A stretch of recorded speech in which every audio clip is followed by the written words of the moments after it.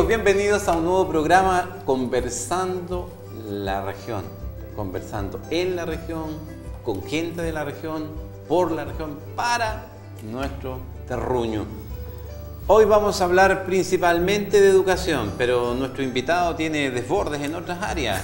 El hombre está preocupado del tema ambiental, está preocupado de la lógica humanista, está preocupado de la filosofía, de repente se me bota agricultor, energía también hay unos series de Pedro Aranda. Él es un académico vinculado a la educación, vinculado a la formación en el área de filosofía. Así que Pedro, bienvenido, sin más, un gusto de tenerlo en nuestro programa. Todo lo contrario, senador. Yo creo que para mí es un privilegio poder alternar con usted, sabiendo todas sus inquietudes intelectuales, culturales que usted tiene. Que son compartidas. Así es que, y con mayor razón, al escucharlo en otros programas que le he visto, veo la coincidencia de sus inquietudes que tiene de cómo poder configurar una sociedad cada vez más humana. Pedro, un perfil primero, un rápido de la persona, del ser humano. Pedro nace en Antofagasta. Sí, soy antofagastino. Mi padre trabajó en el ferrocarril de Antofagasta, Bolivia, ¿no? Mi mamá dueña de casa. Tuve un hermano que llegó a ser coronel de carabineros, una hermana que fue dueña de casa, y yo fui el Benjamín de mis padres, de mi familia. Así que, aparte de tener otros familiares, Julio Sófoli, que fue alcalde aquí en Antofagasta, era mi tío, casada con una hermana de mi mamá. ¿Y tu formación, dónde se desarrolló? Mi formación en el Colegio de San Luis, primero en el British School. En el antiguo British. En el antiguo British, cuando estaba en la calle Iquique, y curiosamente mi papá se dio cuenta que yo llevaba 2 años ya, en los 2 primeros años de preparatoria en aquellos tiempos. Mi papá se dio cuenta que yo estaba hablando solamente inglés nomás, ¿no? Y entonces le dijo a mi mamá, no, no sabe casi nada de castellano, mandémoslo a un colegio donde aprenda castellano. Y de ahí me sacaron del British porque tenía acceso, porque eso era de los ingleses. Claro. Entonces, bueno, me trasladaron al Colegio San Luis y ahí empecé a tener otra formación, como fue el Colegio San Luis. Posteriormente ingresé a la Compañía de Jesús, muy influenciados por los testimonios de los jesuitas, especialmente el padre Alberto Hurtado, que fue el que también más me marcó. Y de tal manera que tuve el atrevimiento de seguir por un cierto tiempo las huellas, ¿no? de un apostolado social. Y así es como estuve 9 años en la Compañía de Jesús. 9 años, no es poco, ¿ah? No es poco. Tuve todos los estudios humanísticos y toda la filosofía la hice allí. Y de allí, bueno, cuando me retiré de la Compañía de Jesús, pude ser profesor de filosofía en enseñanza media, también de psicología en enseñanza media, y después en un concurso especial que hubo en el año 73, fechas muy difíciles. A pesar de todo ello, logré ganar un concurso y entré a la Universidad de Chile, que la dirigía Rubén Bustos. Gran hombre. Sí, también tuve bastantes trabajos muy interesantes con él. Cuando recuerdo muy bien su figura. Cuando era vicerrector de la Universidad de Chile. Y bueno, ahí fui profesor de filosofía de la educación y profesor de ética también. Un pequeño paréntesis. Yo siempre he pensado que Rubén, la ciudad le adeuda un reconocimiento. Yo siento que el hombre fue muy comprometido con la tierra, fue muy comprometido con nuestra cultura, con nuestro quehacer. Y yo me recuerdo que se la jugó mucho por iniciar la carrera de medicina acá, ¿no? Incluso estuve con él conversando muchas veces cómo poder lograr ese objetivo de poder tener la carrera de medicina acá en Antofagasta. Y al final lo logró. Un gran ser humano. Sí.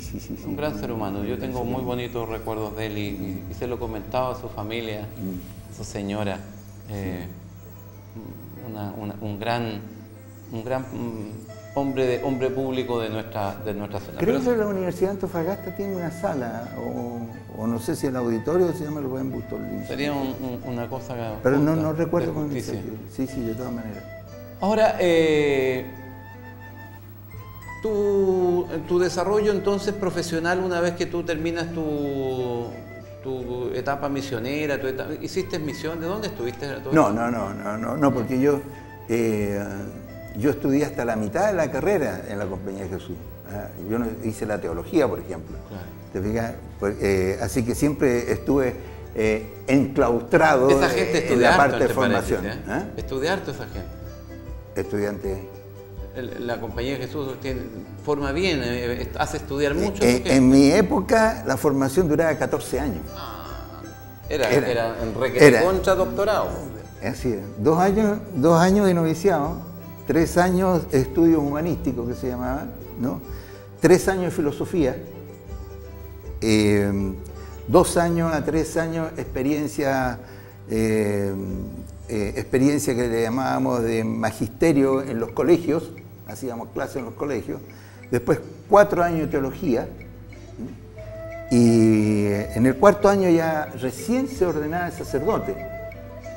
Y para remachar toda la formación había una etapa que se llamaba el último grado, que se llamaba, que era como la síntesis de toda la formación, ¿no?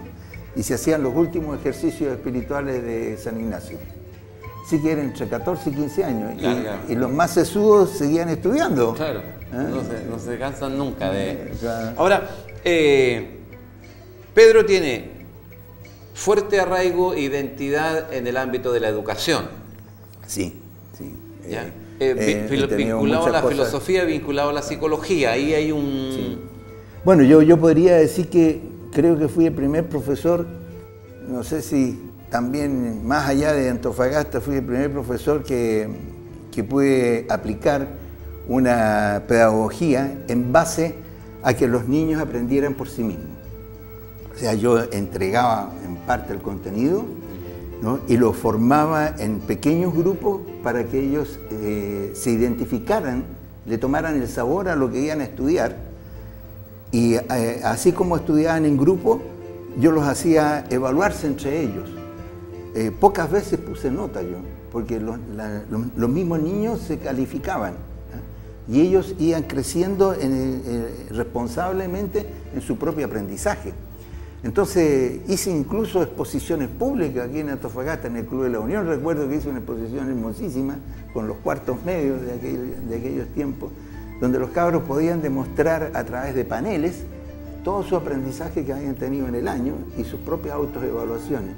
¿Tú mezclaste o fueron épocas distintas la formación con niños y la formación universitaria? Primero fui profesor de enseñanza media en el Colegio San José y en el Liceo B13, ¿no? Con el famoso rector, ¿cómo se llama? El rector el famoso Herrera, ¿no? Y después que estuve algunos años como profesor en el Colegio San José y en el B13, ahí se produjo el golpe militar y hubo un cambio en la Universidad de Antofagasta, en la Universidad de Chile, sede de Antofagasta, y luego yo postulé a un concurso nacional que se produjo en esa época como profesor. Y gané ese concurso y a partir de ese tiempo, el 74 más o menos, el 74, ingresé como profesor de la Universidad de Chile, de Antofagasta y posteriormente. ¿Cuánto tiempo estuviste en la universidad? En la universidad estuve 9 años. Ahora, una pregunta. Al profesor de filosofía, ¿los niños se interesan por los temas filosóficos? Mira, yo te diría que la pregunta tendría que ser más amplia. Los niños se interesan cuando tú le despiertas el interés por lo que tú le quieres enseñar. Se contagia en el fondo. Se contagia. Si tú amas lo que sabes y ese amor por lo que sabes, tú logras transmitírselo a tus educandos, ellos a su vez se van a contagiar con esta pasión, con este amor, con esta inquietud de aprender cada vez más, ¿no? Es interesante tu punto porque Normalmente se dice, estas materias son muy áridas. Ah, sí, sí. Y pareciera que el árido es el que las está mostrando más que la materia, ¿no? Exactamente, exactamente, sí, sí. Yo diría, así como el niño cuando empieza a aprender a caminar, le toma el gusto a caminar solo, ya no, sin afirmarse. Eso es lo que sucede en la pedagogía y a todo nivel, ¿no? Desde el ingreso al sistema hasta el final en la universidad. Si los educandos reciben todo ese cuerpo de materias, de asignaturas, como algo externo a ellos que tienen que aprender para posteriormente tener algún trabajo, porque todo está en función a que llegue a tener un trabajo, para eso son los estudios. Pero no, y en mi libro Estudiar para despertar, lo que yo más insisto es que usted le tome sabor a lo que estudia, porque en lo que usted estudia, se está estudiando a sí mismo, está estudiando cómo ser persona y está comprendiendo su mundo que lo rodea. Entonces, para ser protagonista de la vida es adquirir un aprendizaje por sí mismo. Y eso es lo que tiene que favorecer el sistema educacional, que actualmente yo diría es todo lo contrario. ¿Por qué? Porque desde que entran los niños ya entran, oye, de guagua ya lo están seleccionando tienen que rendir pruebas de ingreso. Los niños de básico, los niños de jardín infantil tienen que rendir pruebas de ingreso poco menos para poder entrar. O sea, con un elitismo que yo diría que es atrofiante para los educandos. Ahora, hemos dicho que el contagio lo genera el profesor. Y yo encuentro que allí hay una gran verdad. Pero la pregunta que surge a colación a continuación es, ¿está pasando algo en el ser humano contemporáneo? ¿Es cierto o Pedro percibe que hay una tendencia al ego, al individualismo, al yo, más que al incorporar a los otros? Fantástica la pregunta y esto me lleva, ojalá que pudiéramos conversarlo in extenso. Bueno, yo creo que el sistema imperante es individualista, como también el sistema imperante es agresivo. Tenemos agresión en las calles, tenemos agresión en los estadios, tenemos agresión en todas partes, tenemos agresión en el Senado, tenemos agresión en todas partes. ¿Te fijas tú?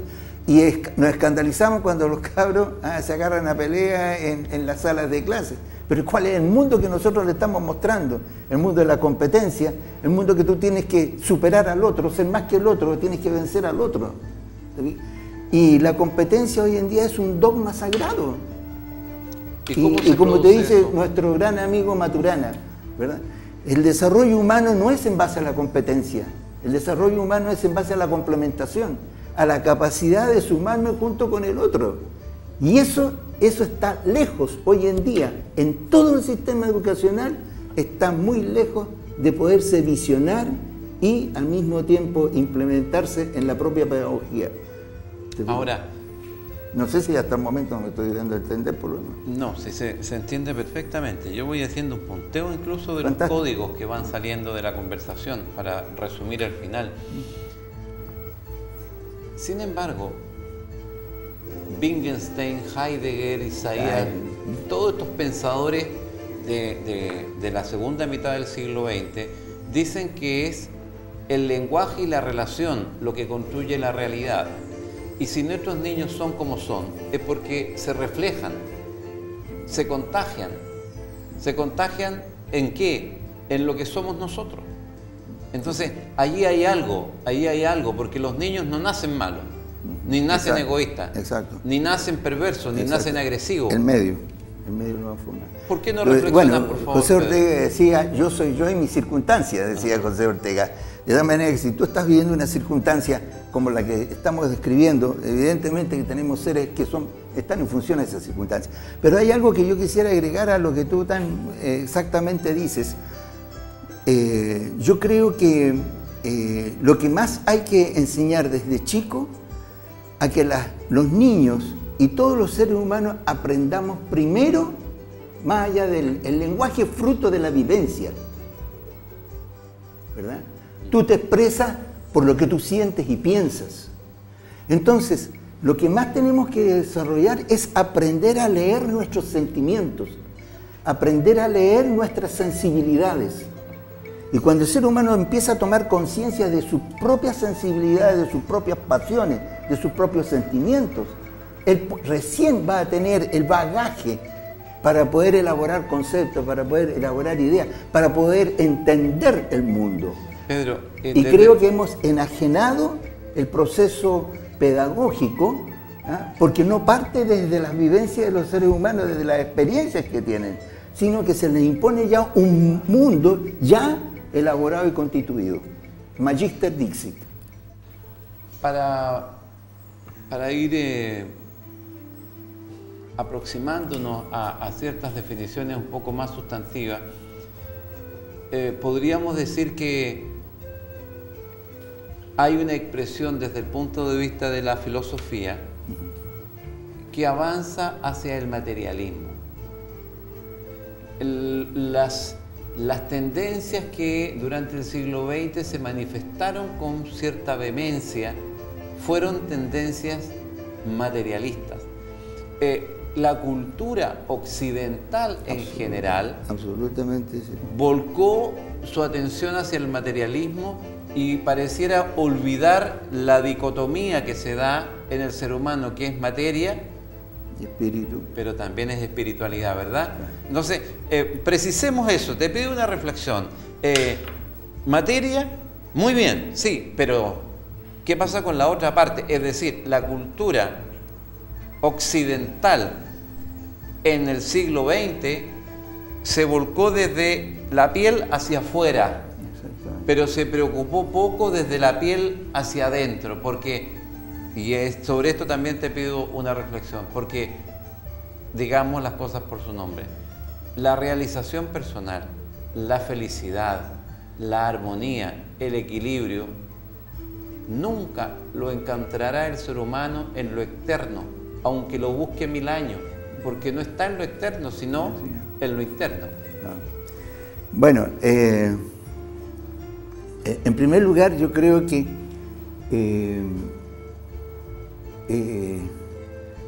el problema es que nos han convencido de que la felicidad se compra. Si tú quieres disfrutar tus logros, ¿no? Tienes que ir a comprarlos.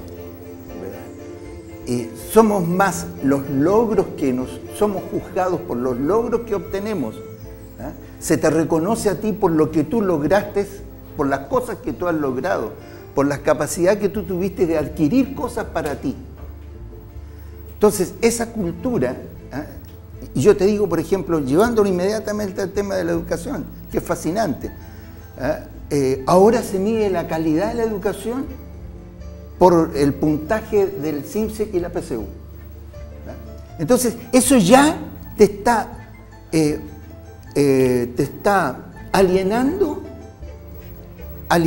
el proceso de madurez personal, porque tú vives en función a las exigencias que te vienen de fuera, no a las exigencias que nacen de ti mismo. ¿Te fijas? La egolatría a la cual tú te refieres y el individualismo actual está en función a que tú tienes que demostrar que has sido capaz de superar a otros, ¿no? Y al mismo tiempo haber conquistado tus metas de máximos puntajes, de haber conseguido un buen trabajo, el mejor sueldo posible. Y te das cuenta tú que eso no llena. ¿Por qué? Porque a nadie le satisface eso. Hagamos inmediatamente una extrapolación. ¿Por qué hay tanta desmotivación social en todo? ¿Por qué?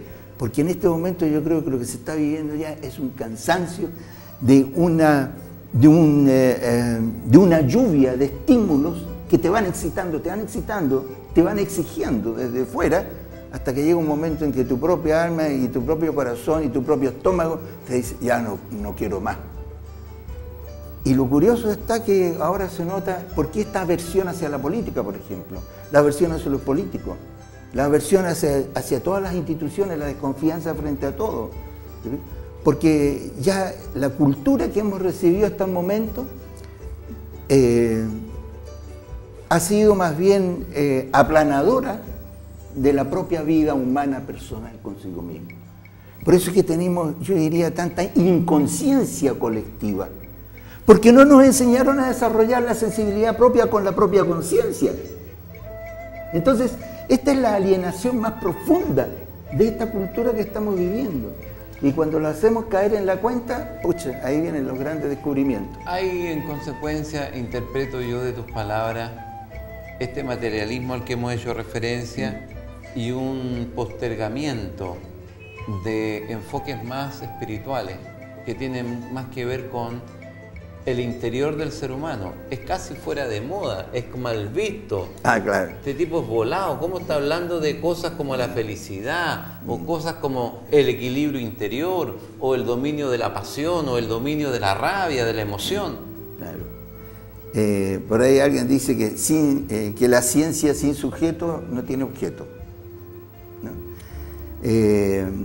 Esto nos hace plantearnos de que hace el 2002 yo asistía a un Congreso Mundial de Recursos Humanos y ya en el 2002, a ese nivel de un Congreso Mundial, incluso Bill Clinton era uno de los expositores de este Congreso Mundial y el eslogan de aquel tiempo era regreso a la persona y luego venía volver a la morada.